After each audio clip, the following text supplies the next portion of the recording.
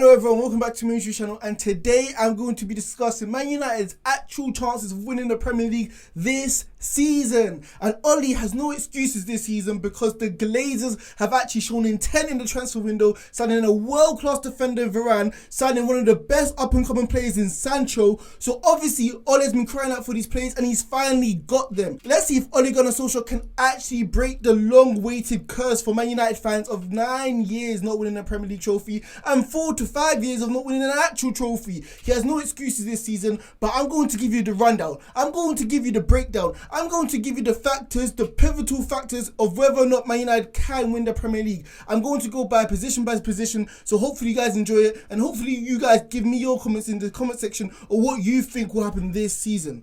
But like I always say before I go into this video, remember guys to like, comment and hit that big subscribe button right there, and make sure you give me your own opinion whether or not Ole Gunnar Solskjaer will be able to win Man United their first Premier League in 8 to 9 years. So the first area I'm going to be talking about is the goalkeeping position. And I feel like Man United fans have forgotten this is an actual problem, considering the fact there was a massive problem at the end of the last season, literally, when Henderson was starting in the Premier League and he had De Gea starting in the Europa League games. We didn't know who was Man United's true number one. And Man United fans have been silent about this issue. I haven't seen many Man United fans actually talk about it, because you only need one number one. You can't have two number ones at your club, because that's going to put unneeded pressure on the actual number one, your goalkeeper. Imagine them making a mistake, knowing that one of them is on the bench, literally waiting, pouncing, waiting for their opportunity, that if you make a mistake, they're going to go into the starting lineup. And the defense need the rhythm of a number one, the continuous flow of how they know their goalkeeper is going to play. Like, think about the great partnerships of the past, Company and Hart, John Terry, Cahill, Courtois or Petr Cech, even Van der Sar, Ferdinand Vidic. They've had the continuity of their goalkeeper. They know by the back of their hand what moves, what they like and what they dislike. Man United can't form this sort of partnership if they literally keep changing their number one. Goalkeepers are responsible to 9 to 12 points per season. So how is a goalkeeper like De Gea or Henderson going to get any confidence if they know that their position is literally up for grabs every single game? Goalkeepers get better in terms of their confidence, so they need a good run of games. You can't keep switching them, even if it's Europa League, even if it's Champions League. I've never really liked that system that one goalkeeper plays the domestic competitions and other plays the other games like Champions League, Europa League, FA Cup, Capital One Cup. You only really need one goalkeeper, one reserve backup goalkeeper for the literally FA Cup round 3 or round 4 games. So I don't know what Man United are going to do, but they need to sort this issue out. And if you ask me, the clear better goalkeeper is David De Gea by far. Henderson, obviously, he has that stature, he has that physique, he talks a lot, which gives you that belief that he's actually a good goalkeeper. But I've seen him make poor decisions against Liverpool when he gave Salah that easy goal in the 90th minute. I saw him literally miss a save against AC Milan in the Europa League tie. I've literally seen him against Brighton as well, literally not commanding his area. Although Henderson may be better with his feet compared to David De Gea, we know David De Gea's resume as a top goal-stopping, literally goalkeeper who you can rely on in pivotal points. Yes, he may look like he's in decline. Maybe he's not as good as he was when he was under Van Gaal. But at this point of his career, he's still a better goalkeeper compared to Henderson. So that's what Man United should do. So the next aspect I'm going to be talking about is Man United's defence. And there's so many fans, there's pundits, there's people in the media who are actually saying potentially Man United actually have the best defence in the league right now. Think about it, you have Luke Shaw, the second best left back in the league after Andrew Robertson. Think about it, you also have Wan-Bissaka on the other right back flank who's great going defensively, but going forward he's still improving. Maybe not at the levels as Trent or Reece James, but he is going to get better each season. But now I want to focus on the two major centre backs. Varane is going to come to Man United and he's finally going to make Maguire look like a world-class centre-back, even though he has improved in the last year or so.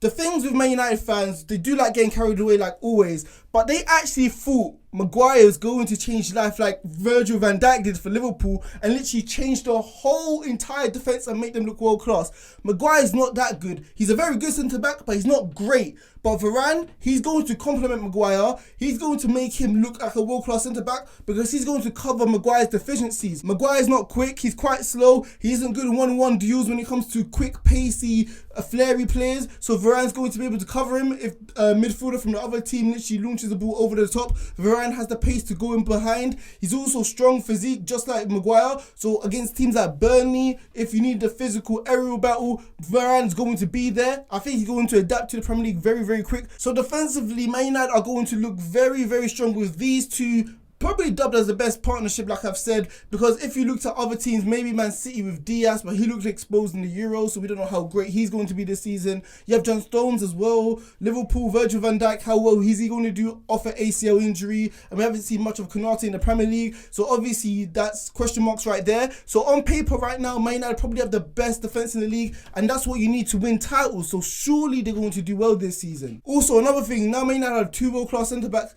You don't have to play McFred every single game, like I've always said, because now you have the extra protection of Varane, so you don't have to overcompensate because Maguire's deficiencies. You don't have to play 2 holding midfielders, so now maybe you can put Pogba right next to someone like Fred or McTominay, so that helps Man United going forward, especially at home where they don't have a great record, so that's obviously a great thing. But also what's very, very important is Man United have not won a trophy for the last 4 to 5 years.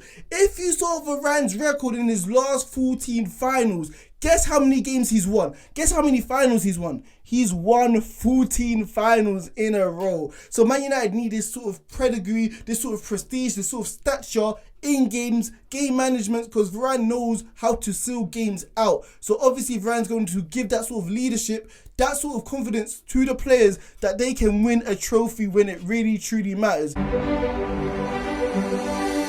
So the next factor I want to be talking about is Man United going forward. And I don't think it's an issue. I know teams like Chelsea and Man City are looking for that world-class striker, Haaland, Harry Kane, maybe even Romelu Lukaku. But I don't think Man United need this sort of player.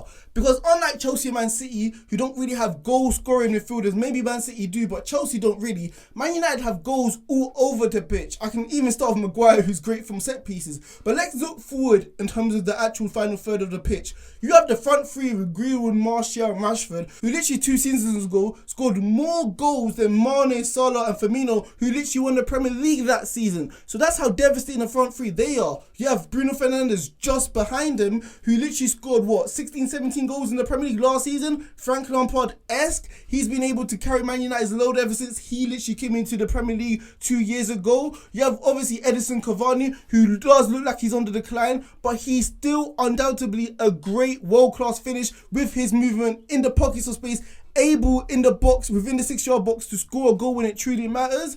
Other players, Van der Beek, we haven't seen much of, so let's see if he's able to improve. Sancho, one of their new signings, literally gets 20 plus assists per season in the last 3 years. Literally, he does it every year. So he's going to be able to assist these guys, and he gets double-digit goals as well. So Man United actually have goals all over the pitch, and they can rely on each other as a unit, rather than rely on one single world-class striker to get you the goals when it really matters. So Man United in that department do look covered. But the one key player I want to talk about is Anthony Martial, because it doesn't look like he's going to get sold this summer. Marcus Rashford is having surgery to his shoulder. Edinson Cavani coming off the Copa America, and he is getting older, so he's not going to be able to start the season most likely. So Man United need to reawake Martial, who delivered such good form 2 seasons ago when he scored 17 goals within the Premier League. Ole Gunnar Solskjaer, I don't really like him as a manager, but there's one thing I can't deny is his man management, and he knows how to get the best out of players like he has been with Rashford and literally Greenwood and Martial. So let's see if Man United are able to reawaken Martial's lost form last season where he was suffering from injury and it didn't really look like he cared. So if Man United can be launching on all cylinders in terms of this front three, or front five if you want to talk about it, I didn't even mention Paul Pogba. So if Man United are able to get Martial firing on all cylinders, they're going to be able to compete in the Premier League compared to teams like Man City, Chelsea and Liverpool. So the next factor I want to be talking about is the manager, of course. And I can't deny, I'm going to hold my hands up right now, he's doing a lot better job than I actually thought he was. People are calling him a PE teacher. I don't know if I went that far, but I didn't obviously think he was good enough to manage Man United. And he still has to prove himself because he still hasn't won a trophy in his last 4 seasons as Man United's manager. However, he has improved individual players like Rashford and Greenwood, and obviously he's stabilised the club ever since Mourinho left, which he left it in such a bad state. So Ole Gunnar Solskjaer is doing good now, but we have to forget about the past. Man United fans have to look forward and what he's going to do now, because Man United are the type of club who should be winning trophies year in, year out. Ole Gunnar Solskjaer's game management has been terrible, abysmal. We can look back in terms of the final of the Europa League. We're not making key substitutions when it really matters. Sometimes like Gareth Southgate, like I said, when he was England manager, he lets the game pass him. He isn't aware, he isn't on his tiptoes, he isn't on his feet, knowing that the scent of the game is changing. Maybe he needs to bring a more creative forward on. Maybe he needs to bring a defensive-minded player on. Sometimes he literally just relies on the tired players on the pitch to get the job done, rather than him making the pivotal change to win them the game. So he needs to improve on that. Even other factors, because we know Man United away from home, they're fantastic, devastating, playing counter-attacking football, but he still needs to find a philosophy, a way of playing, because it still looks like to me Man United are winning games in moments, like Gary Neville says, rather than tactical genius from Ole Gunnar Solskjaer when it comes to playing football in the front foot at home. Breaking teams down with the low block has been Ole Gunnar Solskjaer's issue, and he needs to improve on this, because obviously you got 19 home games, and obviously the teams away from home are going to have their fans now, so you can't rely on winning every single game or drawing every single game from there. So you actually want to rely on your home form much more in the past to actually compete for the Premier League this season. So Ole Gunnar Solskjaer as a manager has to fix up, because like I said at the beginning of the video, he has no excuses. He has the players, the board has backed him. He has worked with these players for the last 3 or 4 years, so he knows what he needs to do to get them up for a game in terms of philosophy and continuity. So that he's doing good in that department. So Ole Gunnar Solskjaer, you have to deliver these fans a trophy this season. So the last segment I'm going to be talking about, can Man United actually win the Premier League this season? They can, but they won't. Because let's be honest, they do have a title winning squad. They have fabulous world-class players in every single department now, it looks like. But at the end of the day, we all have our questions of Ole Gunnar Solskjaer. Can you actually imagine with your head him lifting the Premier League trophy? I can't, because I haven't even seen him lift a trophy as a Man United manager yet. So obviously we still have to see this if he's good enough, but I don't think over a calendar season, 38 games, he's good enough to deliver a Premier League trophy to Man United. We saw it with Chelsea when they had Frank Lampard, and even I was the person saying give him more time, they're all new signings. But we saw Tuchel midway through a season take them from a disjointed group of players to winning the most prestigious prize of them all, the Champions League. So doesn't this just make you wonder? Doesn't it just make you wonder just a little bit? If Man United actually had a world-class manager like Liverpool, Chelsea and Man City, if they could actually compete for a Premier League. Because they finished second with what, let's say, an average manager compared to those three. Imagine if they actually had a world-class manager. Doesn't it just make you think? But yeah, that's what I'm going to say. I don't think Man United will win the Premier League.